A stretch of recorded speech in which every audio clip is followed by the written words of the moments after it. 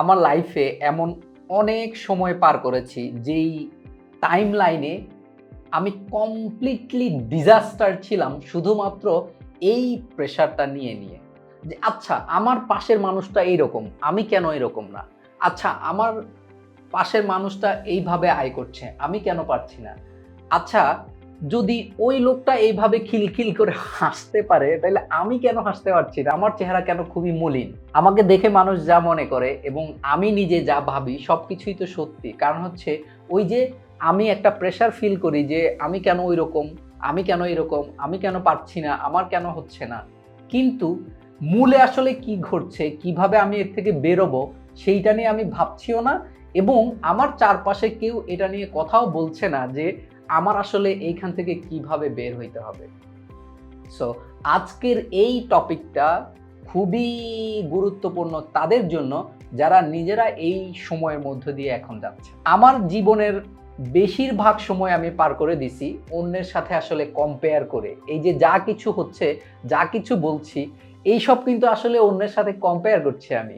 যেটা আনকনসিয়াসলি আমি করতাম, আমি বুঝতামই না যে আমি আসলে এই যে বলছি যে আমি কেন তার মতো পাচ্ছি না, আমি কেন এর মতো হচ্ছি না, আমার কেন এরকম নাই, আমি কেন খিলখিল করে হাসতে পারছি না। এই সবকিছুই কিন্তু আমি প্রেশার ক্রিয়েট করলাম কারণ হচ্ছে আমি সবকিছুই কম্পেয়ার করলাম। যেখানে আমি এই দুনিয়াতে আসছি একা এবং যাবো একা। অথচ প্রতিনিয়ত আমি কম্পেয়ার করছি অন্যের সাথে নিজেকে।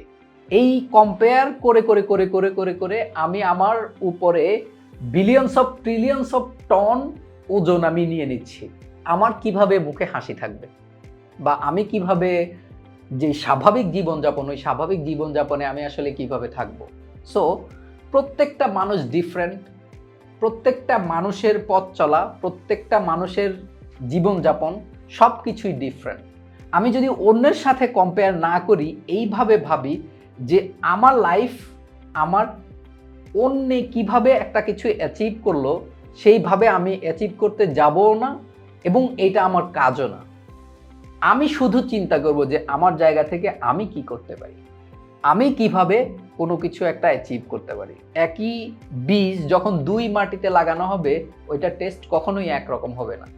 সো এই যে ডিফারেন্সটা, এই যে আমাদের পরিবর্তনটা, একজন কেন এরকম আরেকজন কেন এরকম, এই পরিবর্তনটা আসে আসলে পরিবার, সমাজ, তার শিক্ষা ব্যবস্থা এবং তার যেই সারাউন্ডিংটা তৈরি হয়, বড় হওয়ার পরে যেই সারাউন্ডিংটা তৈরি হয়, এই কমপ্লিট এনভায়রনমেন্টটাই একটা মানুষকে তৈরি করে।